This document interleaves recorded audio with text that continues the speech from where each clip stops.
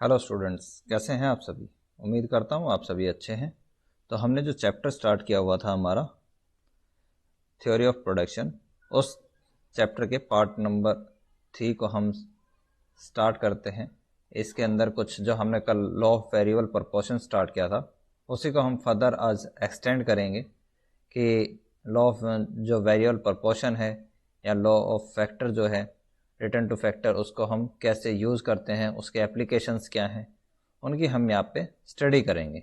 तो क्लास हम स्टार्ट करते हैं। फर्स्ट जो हमारे पास एप्लीकेशन आता है कि जो आपका लॉ ऑफ रिटर्न है, जो आपका लॉ ऑफ वेरिएबल रिटर्न्स हैं, उस वो किस तरीके से एप्लीकेबल होता है। तो सबसे पहला जो आता है उसका कोड जो है मेन, वो है आपका इंडिविजिबिलिटी ऑफ फैक्टर। इंडिविजिबिलिटी ऑफ फैक्टर्स का मतलब क्या है कि आपके पास जो साधन है, कुछ ऐसे फैक्टर्स होते हैं जिनको आप उनको डिवाइड नहीं कर सकते अगर उनका आपको यूज़ करना है। जैसे मशीन है, तो मशीन को क्या है, हम डिवाइड नहीं कर सकते कि मशीन को हम क्या करें, यूज़ ना करें, तो क्या करें, तो क्या करें, तो क्या करें। तो ऐसे जो फैक्टर हैं, तो अगर हम मान लेते हैं जो आपका ये क्या है, एक फिक्स फैक्टर है, और फिक्स फैक्टर जो है मशीन, इसकी जो कैपेसिटी है प्रोडक्शन करने की वो कितनी है, 100 यूनिट है। तो अगर आप इस एक मशीन के साथ अगर आप एक लेबर का यूज़ करते हैं तो आप टोटल प्रोडक्शन कर सकते हैं 10 यूनिट्स के इक्वल।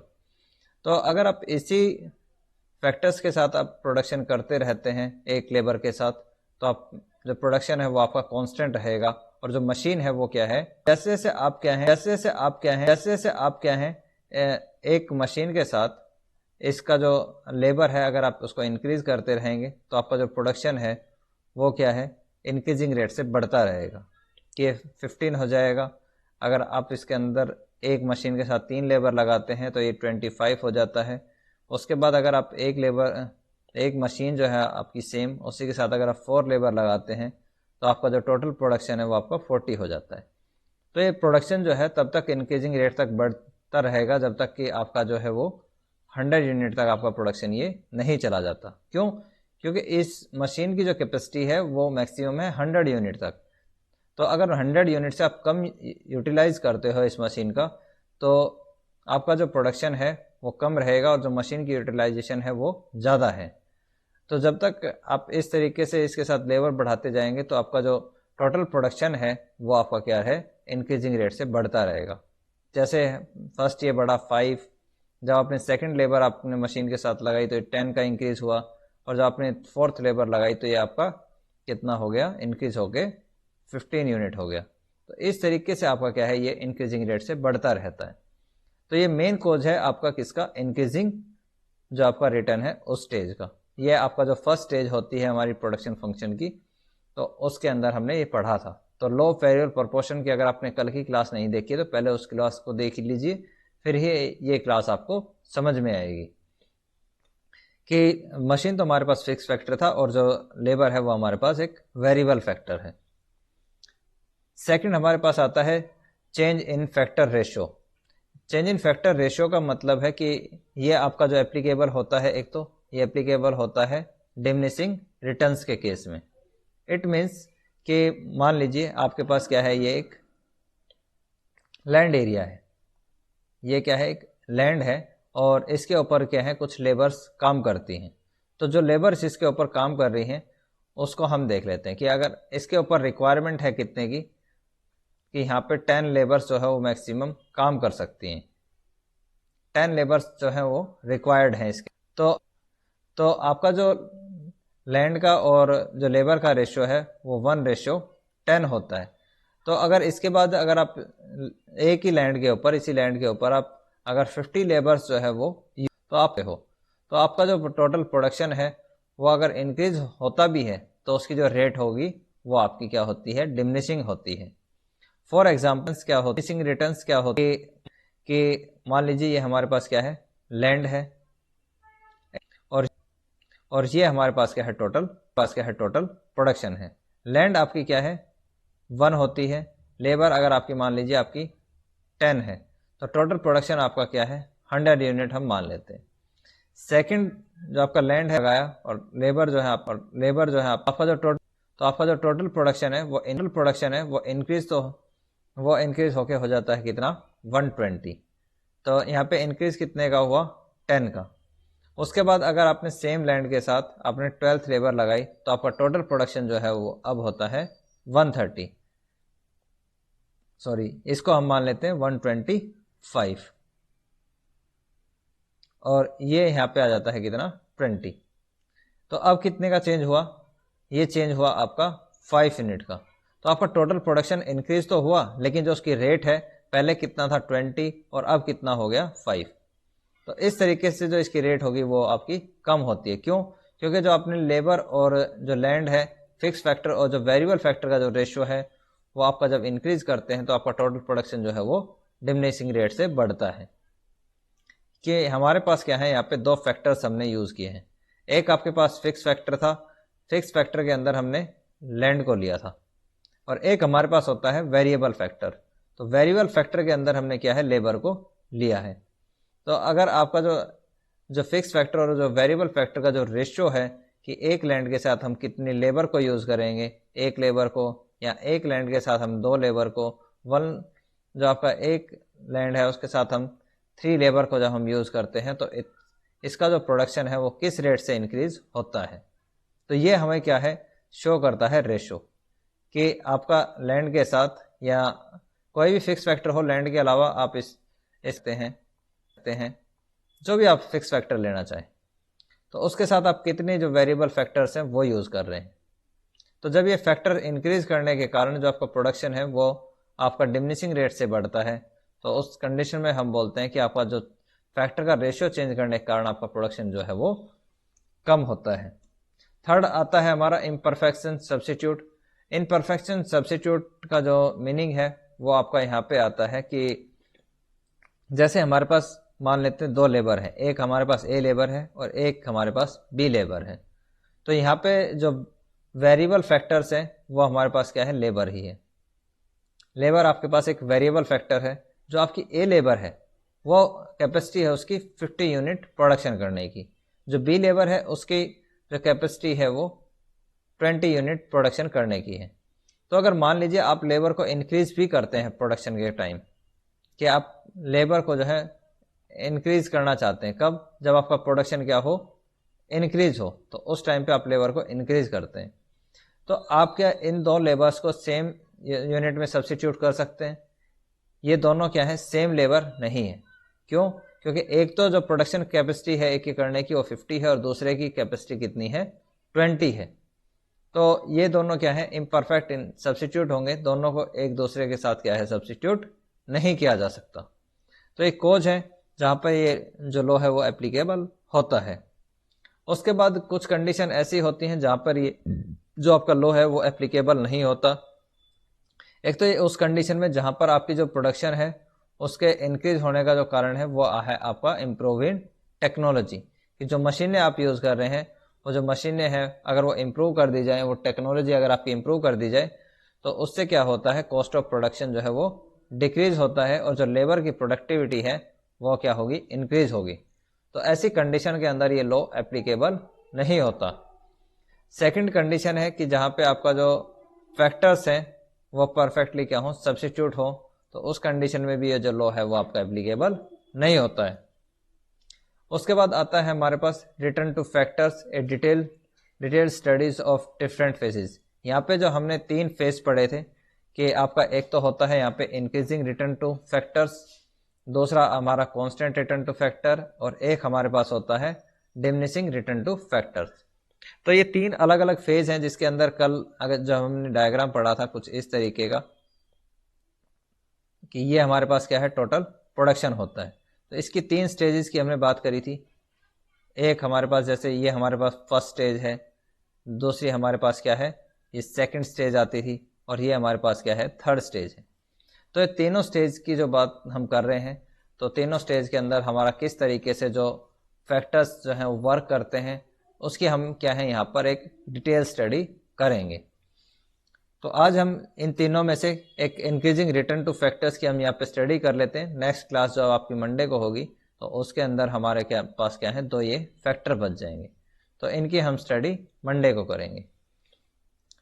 अगर हम बात करें इंक्रीजिंग रिटर्न टू फैक्टर की, तो इंक्रीजिंग रिटर्न टू फैक्टर्स क्या होता है कि जब आप एक फिक्स फैक्टर के साथ, क्या आप एक फिक्स्ड फैक्टर के साथ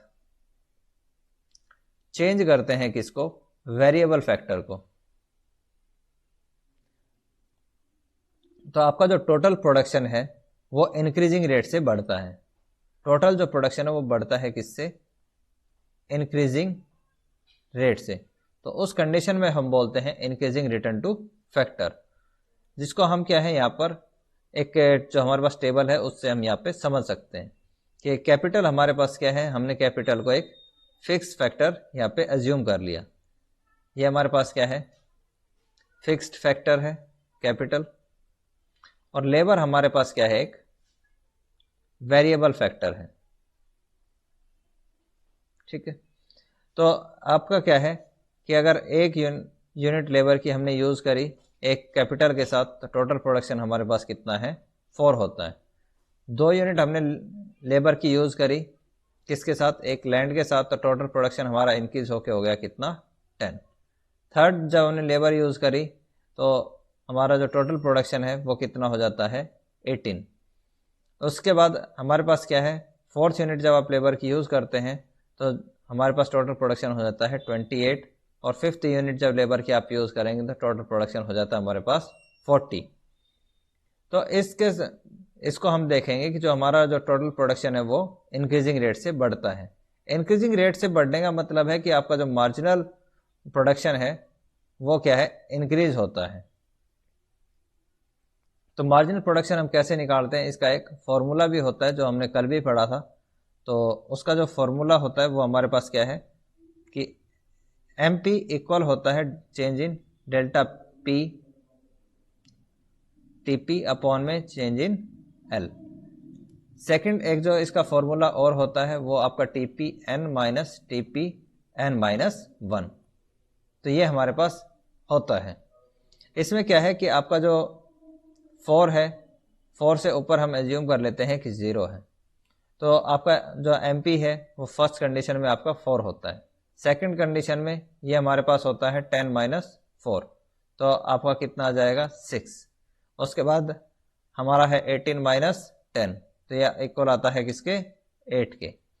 फिर आता है 28 माइनस 18, तो ये 10, और 40 माइनस 28 ये आता है हमारे पास 12 के इक्वल।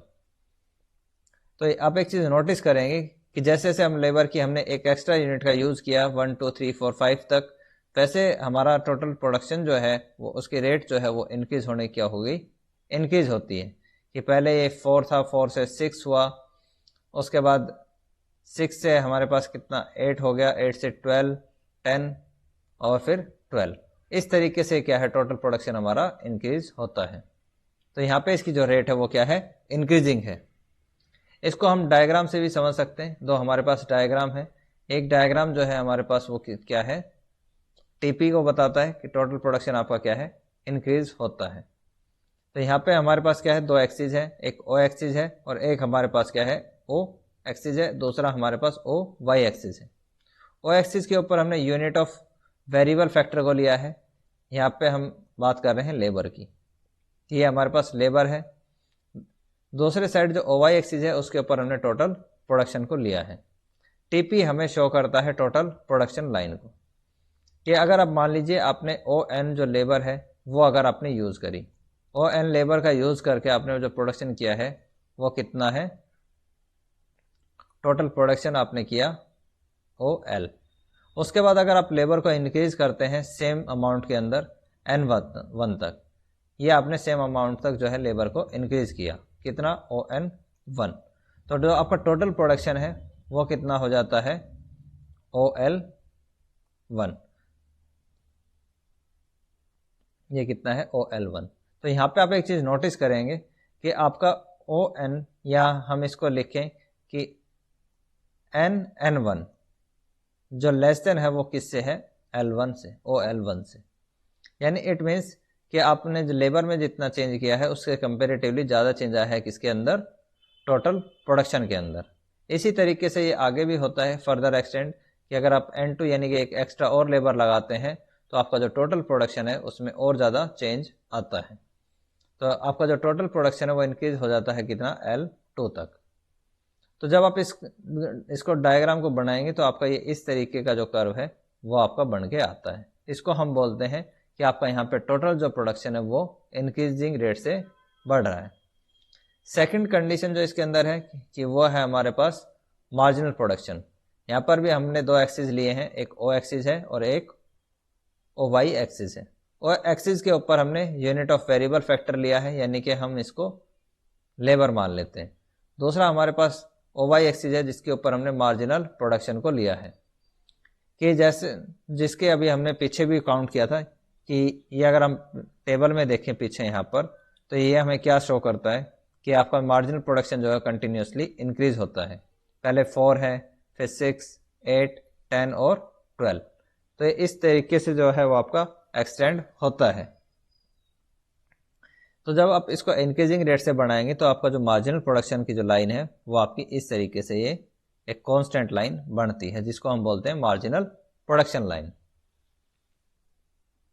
उसके बाद अगर हम बात करें कि मार्जिनल प्रोडक्शन कब होता है, तो ये तभी एप्लीकेबल होता है जब हमारे पास जो कॉस्ट ऑफ प्रोडक्शन है वो आपकी डिक्रीज होती है।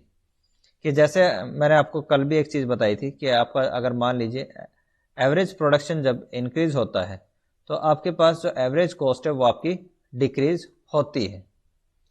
अगर आपके पास मार्जिनल प्रोडक्शन इंक्रीज हो रहा है तो जो आपके पास मार्जिनल कॉस्ट है वो आपकी डिक्रीज होती है। प्रोडक्शन और कॉस्ट में, प्रोडक्शन एंड कॉस्ट, इनमें जो रिलेशनशिप होता है वो आपका नेगेटिव रिलेशनशिप होता है, कि अगर एक आपका इंक्रीज होता है तो दूसरा ऑटोमेटिकली आपका क्या है, डिक्रीज होता है। तो यहाँ पे भी हम क्या है, इसको स्टडी कर सकते हैं। कैसे कि अगर आप 1 यूनिट ऑफ लेबर को यूज़ करते हैं तो आपकी टोटल जो कॉस्ट आती है वो आती है आपकी 40। उसके बाद अगर आप 2 यूनिट जो आप यूज़ करते हैं तो आपके पास जो कॉस्ट आती है वो कितनी है, 80। उसके बाद अगर हम थर्ड लेबर यूज़ करते हैं तो जो टोटल प्रोडक्शन की कॉस्ट है वो आती है 120। उसके बाद अगर आपके पास 4th लेबर आप यूज़ करते हैं तो टोटल कॉस्ट जो प्रोडक्शन की आती है वो आती है 160। लेकिन आप एक चीज़ यहाँ पे नोटिस करेंगे कि आपको यहाँ पे क्या दी हुई है, यूनिट ऑफ लेबर, और जो हमने अभी कंपेयर किया है वो किया है किसके साथ, कॉस्ट के साथ। लेकिन अगर हमें कॉस्ट जो है एवरेज कॉस्ट निकालनी है तो एवरेज कॉस्ट हम कैसे निकालते हैं कि आपके पास टोटल कॉस्ट को हम डिवाइड करते हैं क्वांटिटी के साथ।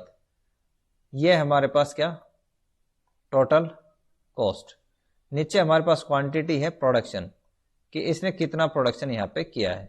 तो यहाँ पे हमारे पास क्या है, यूनिट ऑफ लेबर की हमने अभी इसको कंपेयर किया। तो अगर हमें टोटल कॉस्ट से एवरेज कॉस्ट पे अगर हमें पहुँचना है, यानी कि औसत लागत पर अगर हमें पहुँचना है, तो उसके लिए हमें प्रोडक्शन की ज़रूरत पड़ेगी। तो इसका हम क्या है, यहाँ पे जो प्रोडक्शन है उसको हम एज्यूम कर लेते हैं कि आपका जो 40 रुपीज़ की कॉस्ट थी उसके अंदर जो टोटल प्रोडक्शन था वो कितना था, 4। यानी कि आपकी जो 1 यूनिट ऑफ लेबर थी उसने प्रोडक्शन कितना का किया, 4 यूनिट का। जो सेकंड लेबर थी उसने प्रोडक्शन किया कितने का, 10 यूनिट्स का। और जो आपके पास थर्ड लेबर थी उसने प्रोडक्शन किया कितना, 18 का। और जो 4th लेबर आप यूज़ कर रहे थे उसने प्रोडक्शन किया कितने का, 28 का। 5th लेबर थी उसने टोटल प्रोडक्शन किया कितने का, 40 यूनिट का। तो अब अगर आपको कॉस्ट निकालनी है, एवरेज कॉस्ट, तो उसको हम कैसे निकाल सकते हैं, ये हमारे पास क्या है, टोटल प्रोडक्शन है। यानी कि ये हमारे पास किसके इक्वल है, क्यू के। और ये हमारे पास क्या है, टोटल कॉस्ट दी हुई है, ये हमारे पास टीसी है। तो आप 40 यानी कि TC divide by T Q, यानी कि 40 डिवाइड बाय 4, तो ये हमारे पास आ जाता है 10 के इक्वल। उसके बाद आप क्या करेंगे, सेकंड में 80 डिवाइड बाय 10, यानी कि ये आपका आता है 8 के इक्वल। उसके बाद आपका 120 डिवाइड बाय 18, तो ये आपके पास आता है 6.70। इस तरीके से आप क्या है, एवरेज कॉस्ट फाइंड कर सकते हैं। तो एक चीज़ जो आप नोटिस करेंगे यहाँ पे वो ये है कि आपकी एवरेज कॉस्ट जो है वो कंटिन्यूसली आपकी कम होती है। पहले 10 है, फिर 8, फिर 6.70, फिर 5.70 और आपकी क्या है 5। तो इट मीन्स कि अगर आपका एवरेज प्रोडक्शन जो है वो इंक्रीज होता है तो उस कंडीशन में जो एवरेज कॉस्ट है वो आपकी कम होती रहेगी। तो उसी को हम क्या है, इसी को हम डायग्राम से प्रूव कर सकते हैं कि हमारे पास क्या है, ये यूनिट ऑफ लेबर दी हुई है इस डायग्राम के अंदर, और दो एक्सिस हमारे पास है, एक ओ एक्सिस है और एक हमारे पास क्या है, ओ वाई एक्सिस है। ओ एक्सिस के ऊपर हमने वेरिएबल फैक्टर यानी कि हमने लेबर को लिया है, और ओ वाई एक्सिस के ऊपर हमने एवरेज कॉस्ट यानी कि औसत लागत को लिया है। तो ये हमें क्या शो करती है कि जैसे जैसे आप एक एक्स्ट्रा यूनिट ऑफ लेबर आप यूज़ करते हैं तो उसके साथ साथ आपकी जो एवरेज कॉस्ट है वो धीरे धीरे डिक्रीज होनी स्टार्ट हो जाती है। ये कैसे है कि आपका जब एक यूनिट ऑफ आप लेबर यूज़ करते हैं तो उस कंडीशन में जो आपकी टोटल कॉस्ट है वो कितनी आती है, 10 के इक्वल आती है, जैसे ये हमारे पास यहाँ पे दिया हुआ है कि 1 के साथ 10 है। सेकंड जब आप लेबर यूज़ करते हैं तो टोटल कॉस्ट आपकी 8 होती है। थर्ड यूनिट ऑफ लेबर जब आप यूज़ करते हैं तो एवरेज कॉस्ट आपकी 6.70 है। फोर्थ अगर आप यूनिट ऑफ लेबर यूज़ करते हैं तो आपकी जो कॉस्ट है वो कितनी आती है, 5.70। फिफ्थ लेबर के साथ आपकी जो कॉस्ट है वो और कम होकर आ जाती है 5। तो जैसे जैसे आप एक extra unit of labour use करते हैं आपकी जो एवरेज कॉस्ट है वो क्या होती है, कम। तो इसको हम बोलते हैं डिमिनिशिंग कॉस्ट। आपके पास जो ये एक डीसी जो लाइन बनती है, डीसी लाइन आपको क्या शो करती है, डिमिनिशिंग कॉस्ट।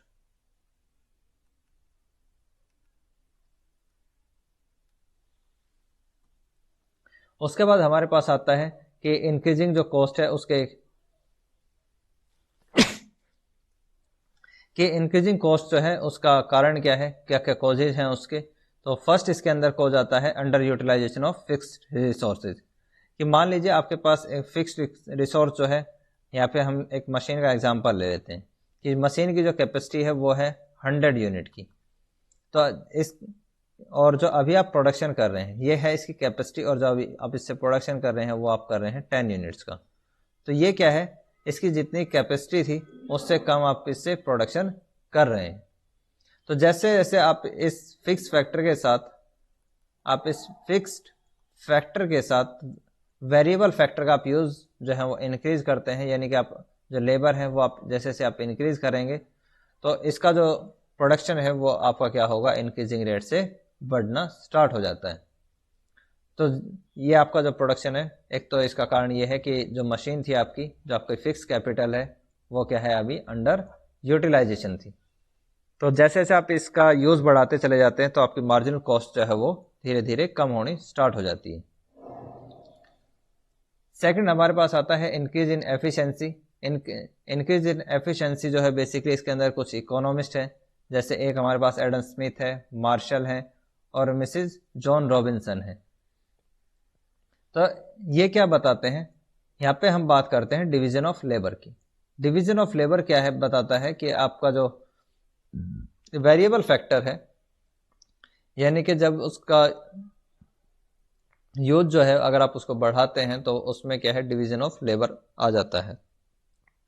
फॉर एग्जांपल कि अगर अभी तो आपकी एक क्या है, एक छोटी सी फर्म है, एक स्मॉल फर्म है जिसके अंदर आप क्या है, सिर्फ 5 लेबर का यूज़ करते हैं। तो अगर आपकी फर्म जो है छोटी है और इसके अंदर आप 5 लेबर का यूज़ कर रहे हैं तो ये 5 लेबर क्या है, आपके सभी काम करती हैं। ये जो गुड्स को प्रोडक्शन करने का, सेल्स का, और मान लेते हैं कि अगर आपका अकाउंट्स का काम है, ये सारे काम क्या है, इन्हीं लेबर से लिए जाते हैं। तो इनके अंदर कोई भी स्पेशलाइजेशन नहीं है, कोई भी लेबर जो है वो एफिशिएंटली वर्क नहीं कर पाती क्योंकि वो सभी काम एक साथ करते हैं, तो उनका किसी के अंदर भी स्पेशलाइजेशन नहीं है। लेकिन अगर मान लीजिए इस जो आपकी फर्म है इसका साइज जो है वो बड़ा हो जाए और इसके अंदर क्या है, 5 की जगह अगर आपकी 500 जो लेबर है वो वर्क करेंगी, और इन 500 लेबर्स में से क्या है, सभी को स्पेशल वर्क दे दें कि इसमें से 200 जो आपकी लेबर है वो क्या करेंगी, सिर्फ प्रोडक्शन का काम करेंगी, और आपकी जो 100 लेबर है वो आपका काम करेंगी सेल्स का, और जो आपके पास 200 लेबर है वो काम करेंगी किसका, अकाउंट्स का। तो ये सभी क्या है, अब अपने अपने काम में स्पेशलाइज हो जाएंगे। और कोई भी पर्सन अगर किसी भी काम में स्पेशलाइज्ड हो जाता है तो उसको क्या है, कम टाइम पीरियड लगता है। तो अगर किसी काम में अगर आपका टाइम पीरियड कम लगता है तो वहाँ पर जो है कॉस्ट भी क्या आएगी, आपकी कम आएगी। तो जब हम इंक्रीजिंग रिटर्न की बात करते हैं तो उसमें आपका क्या है, स्पेशलाइजेशन ऑफ लेबर भी आ जाता है कि जैसे जैसे आपका प्रोडक्शन लेवल बढ़ता है तो आपकी जो लेबर है उसकी एफिशिएंसी भी क्या होगी, टाइम के साथ इंक्रीज होती जाती है, जो आपके प्रोडक्शन लेवल को इंक्रीज करने में हेल्प करती है। उसके बाद आता है better coordination between the factors, कि जो आपके पास जो फैक्टर्स लगे हुए हैं, एक आपके पास जो फिक्स फैक्टर है और एक हमारे पास जो वेरिएबल फैक्टर्स हैं, उनके बीच में जो कोऑर्डिनेशन है वो आपका क्या है, बेटर होता है। कि अगर इनके अंदर कोऑर्डिनेशन अच्छा है तो जो प्रोडक्शन करेंगे वो प्रोडक्शन भी आपका क्या है, इंक्रीज होता है। अगर हम इसकी एप्लीकेबिलिटी की बात करें कि ये जो आपका जो लॉ है वो कहाँ पर एप्लीकेबल होता है, तो ये जो एप्लीकेबल है वो आपका मैन्युफैक्चरिंग सेक्टर, यानी कि जो ऐसी इंडस्ट्रीज जिनके अंदर मैन्युफैक्चरिंग्स होती हैं गुड्स की, जैसे आपकी बाइक इंडस्ट्री हो गई, आपकी जो कार इंडस्ट्री है वो हो गई, मोबाइल फ़ोन इंडस्ट्रीज हो गई, एग्रीकल्चर सेक्टर हो गया आपका। तो ऐसे जो सेक्टर्स हैं ये सभी जगह क्या है, ये लॉ इक्वली एप्लीकेबल होता है। तो आज की क्लास आपकी इतनी ही थी, तो हम आपसे नेक्स्ट क्लास में मिलते हैं। तब तक के लिए all the best, have a nice day.